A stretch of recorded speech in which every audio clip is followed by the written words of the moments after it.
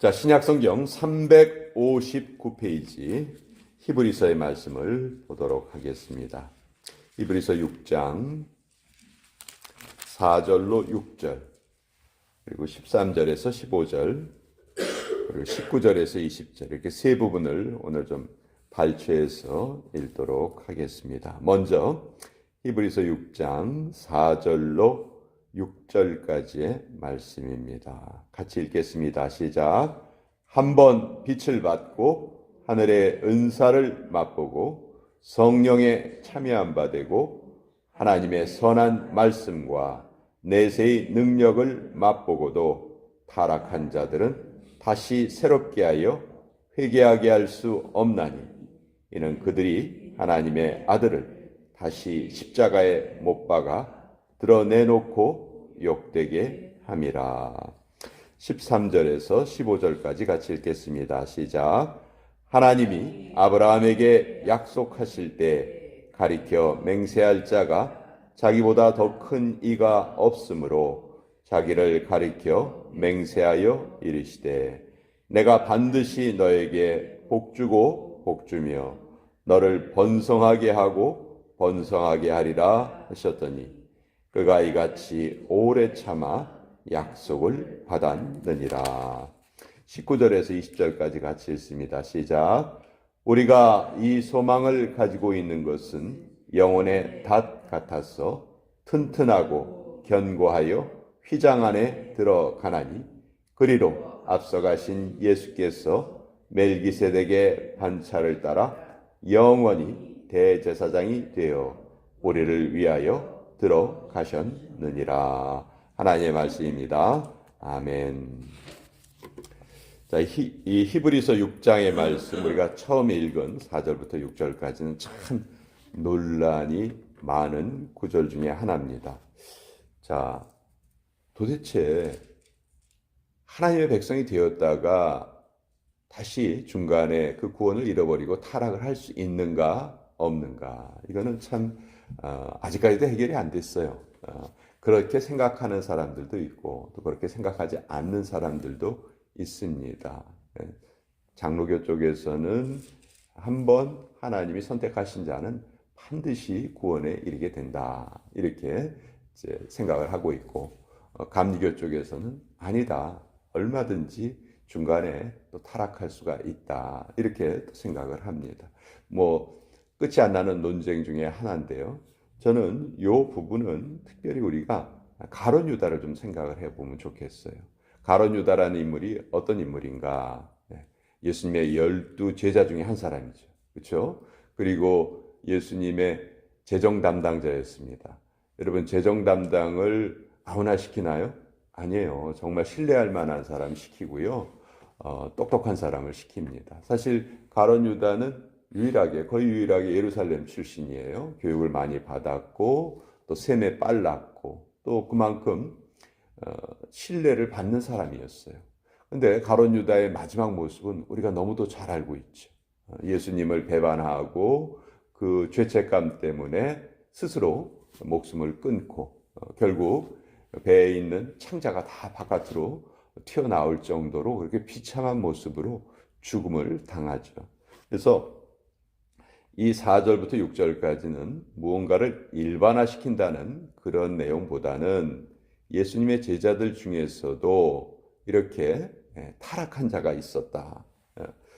자, 한번 빛을 받고 하늘의 은사를 맛보고 성령에 참여한 바 되고 하나님의 선한 말씀과 내세의 능력을 맛보고도, 가룟 유다에 다 해당되는 말이에요. 그렇죠? 그러나 타락한 자들은 다시 새롭게 하여 회개하게 할 수 없다, 이렇게 말하고 있죠. 그러니까 이거는 어떤 일반론을 말하는 것이 아니고 특정한 상황, 그 가룟 유다 같은 그런 인물을 말하는 것이다. 그러니까 우리가 결코 그런 인물이 되어서는 안 된다 하는 그런 그 경계의 말씀인 것이죠.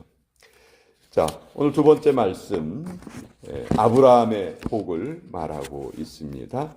자, 아브라함이 하나님께 복을 받는데 14절에 내가 반드시 너에게 복주고 복주며 너를 번성하게 하고 번성하게 하리라. 하나님이 이 약속을 주셨어요. 그러니까 여기 보면 복에 가장 그 복과 가까운 의미의 말이 나와 있는데 번성이라는 말이에요. 번성. 복이란 말이 번성이란 말로 지금 설명이 되고 있어요. 번성이란 말에 여러 가지 의미가 있죠. 첫째는 생물학적인 번성입니다. 가지치고 뿌리가 또 더 깊어지고 60배, 30배, 60배, 100배의 결실을 맺고 또 우리 사람의 생각으로는 자녀들이 아주 많고 자손들이 번성하고 뭐 외양간에 소떼가 불어나고 닭장에 닭들이 불어나고 뭐 이런 것들이 생물학적인 번성일 수 있겠죠. 하나님이 우리 인간을 창조하시고도 생육하고 충만하여 생육하고 번성하여 땅에 충만하라 이렇게 말씀하셨죠. 그러니까 이 생물학적인 번성도 하나님이 주신 복 중에 하나예요. 두 번째는 경제적인 번성을 또 복이라고 말할 수도 있습니다. 살림의 규모가 커지고 또 내 재산이 늘어나서 선한 일에 쓸 수 있는 여유가 많이 생기는 것. 이것도 경제적인 번성이죠. 그렇지만 더 중요한 번성은 영적인 번성이라고 말할 수 있겠죠.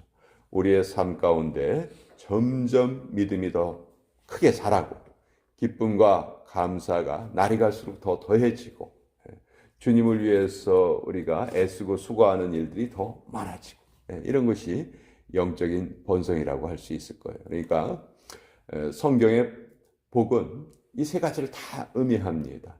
생물학적으로도 번성하고 경제적으로 번성하고 영적으로 번성하고 이걸 잘 보여주는 인물들이 창세기에 나오는 네 명의 족장들이에요. 아브라함, 이삭, 야곱, 요셉 다 이 번성의 복을 받았던 사람들이죠. 근데 이렇게 번성하려면은 그럼 어떻게 해야 되는가? 여기에 보면 번성의 주체가 누구인지를 우리가 알아야 돼요.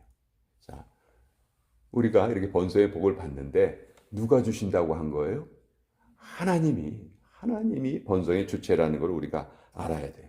그러니까 내가 번성의 주체가 아니에요. 나는 하나님께 번성의 복을 받는 사람이에요. 우리가 번성의 주체라고 생각할 때 인간 사회에서는 수없이 많은 잘못들이 벌어지게 됩니다. 억지로 내가 뭔가를 하려고 하고 하나님 막으시면 아무리 우리가 백날 첫날 애를 써도 안 되잖아요. 그렇죠? 근데 하나님이 허락하시면 그런 것들이 다 이루어집니다. 그러니까 번성의 주체가 하나님이라는 것을 우리는 잊지 말아야 한다. 그리고 아브라함이 이 번성의 약속을 받았을 때 이것을 하나님이 즉각 이루어 주시면 참 좋으셨을 텐데 아브라함의 생각은 그런 거였지요. 그런데 아브라함이 이 번성의 복을 받은 거는 어떻게 받은 거예요? 16절 그가 이같이 오래 참아 약속을 받았느니라. 우리가 이 부분에 자꾸 넘어지는 거예요. 그렇죠? 이 번성의 복을 하나님이 약속하셨는데 거기에 하나님이 정하신 시간이 필요하다는 것이죠. 이 하나님이 정하신 그 시간이 필요하다는 여기에는 그 아브라함이 통과해야 되는 시험의 과정도 있었습니다. 아브라함이 최후에 통과한 시험이 뭐였죠? 100세에 낳은 내 아들 이삭을 나에게 바쳐라. 이 시험에 통과를 한 거예요. 그러니까 하나님은 아브라함에게 번성의 복을 내리시기 전에 과정을 밟게 하셨죠. 그리고 마지막 과정은 그 이삭을 바치게 하는 그 과정이었어요. 그것이 이루어지려면 시간이 필요했다는 거죠. 근데 우리는 이걸 자꾸 시간을 무시하고 싶어 하죠. 지금 당장 해주세요. 지금 당장 나에게 필요합니다. 그러나 나이 어린 아이들에게 권총이나 칼을 쥐어주면 그것이 좋은 용도로 사용되지 못하고 실수가 될 경우가 많죠. 그러니까 하나님께서는 우리가 이 칼이나 권총을 제대로 잘 다뤄야 한다 하는 그런 의식이 생길 때까지 하나님 그것을 우리에게 주시지 않는 거예요. 그것이 시간이 필요하다는 것이죠. 아브라함은 그것을 기다리고 그래서 결국 하나님의 약속을 받았다 이렇게 말씀하고 있습니다. 자, 그리고 우리가 19절에서 20절까지 살펴보면 하나님이 우리와 함께 하신다는 이 소망, 하나님이 우리를 복되게 하신다는 이 소망은 마치 영혼의 닷과 같다. 닷. 저는 해군 출신이기 때문에 닷이 얼마나 중요하고 얼마나 위험한가 그것도 잘 알아요. 닷은 배가 움직이지 않도록 커다란 영어로 앵커라고 그러죠. 커다란 물건을 밧줄에 매달아서 그것을 배가 정박하고 싶은 곳에 가서 그 닻을 내립니다. 그러면 그 닻이 바닷물 속으로 떨어져 가지고 바닷물 흙 같은 데다 꽉 박히죠. 지면에 박혀요. 그러면은 그 닻에 연결된 줄이 있어서 아무리 바람이 불어도 배가 크게 움직이질 않습니다. 이게 아주 닻의 중요한 역할이죠. 그래서 다시 배가 출항을 하려면은 닻을 감아 올리고 그리고 나서 배가 움직일 수 있는 거예요. 자, 우리가 이 세상을 살다 보면 수없이 많은 풍랑들이, 바람들이 우리 배에게 몰려오듯이 우리의 인생에도 몰려옵니다. 그럴 때 닻이 없다면 어떻게 될까요? 이리 휩쓸리고 저리 휩쓸리고 여기 떠다니고 저기 떠다니고 그렇게 되겠죠. 우리가 하나님께 대한 소망을 두지 않고 사는 것은 마치 이와 같다. 근데 우리가 하나님께 소망이 있다면 그 하나님의 소망이 배의 닷과 같이 우리를 딱 고정시켜 가지고 아무리 바람이 불어도 흔들리지 않게 해주신다는 거예요. 그래서 우리가 이 소망을 가지고 있는 것은 영혼의 닷 같아서 튼튼하고 견고하여 휘장 안에 들어가나니 우리 영혼이 흔들리지 않도록 붙잡아주는 닻이 이 하나님에 대한 소망이다. 그래서 그리로 앞서가신 예수께서 멜기세덱의 반차를 따라 영원히 대제사장이 되어 우리를 위하여 들어가셨느니라. 성경에 보면 제사장의 두 계열이 있어요. 첫째는 아론 계열의 제사장이 있고 또 하나는 멜기세덱 계열의 제사장이 있죠. 자, 아론의 계열은 어떤 대제사장이에요? 인간의 족보를 따른 대제사장입니다. 그러다 보니까 아론이 대제사장으로 세워졌지만 그 아론의 첫째 아들, 둘째 아들은 불에 타 죽는 일도 벌어지고요. 나중에 대제사장들이 타락하는 일도 벌어졌어요. 그러나 이 멜기세덱은 아브라함이 자기 조카 롯을 구하고 돌아오는 길에 살렘 지역에 있는 왕이었는데 그 아브라함을 맞이하러 나온 사람이죠. 그때 아브라함은 엄청난 전리품을 챙겨가지고 왔었어요. 근데 그 전리품의 10분의 1을 멜기세덱에게 드리죠. 그리고 멜기세덱은 떡과 포도주를 가지고 나와서 아브라함을 축복합니다. 자, 이 떡과 포도주로 축복했다. 뭐가 생각나세요? 성찬식이 생각나죠. 예수님께서 마지막으로 제자들 떠나시기 전에 식사를 같이 나누시면서 성찬의 예식을 정해주시고 이것을 행하여 나를 기념하라 이렇게 말씀하셨잖아요. 그러니까 멜기세덱은 어떤 의미에서 보면 예수님을 미리 보여준 그런 인물이라고 할 수 있고 성경에 보면 부모님도 없고 태어난 시간도 없고 죽는 시간도 없다 이렇게 돼 있죠. 그러니까 이 멜기세덱은 참 신비한 그러니까 영적인 제사장 계열이다. 그래서 예수께서 멜기세덱의 반차를 따랐다. 그러니까 예수님은 인간이 세운 인간의 대제사장이 아니고 영적인 대제사장으로 영원히 우리와 함께 하신다.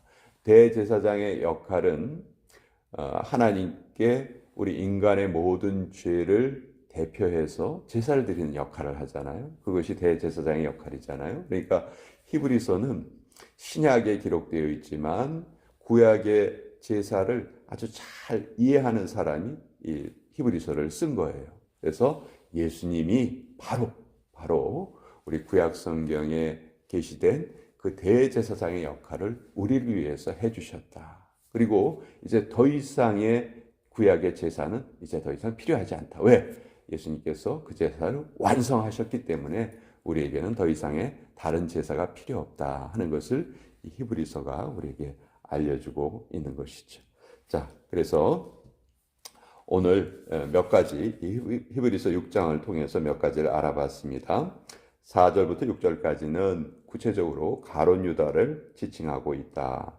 또 13절에서 15절까지는 우리 하나님이 우리에게 번성의 복을 내리시는데 그 번성의 복을 받기까지 우리에게는 기다림의 시간이 필요하고 하나님의 시험을 통과하는 시간이 우리에게 꼭 필요하다.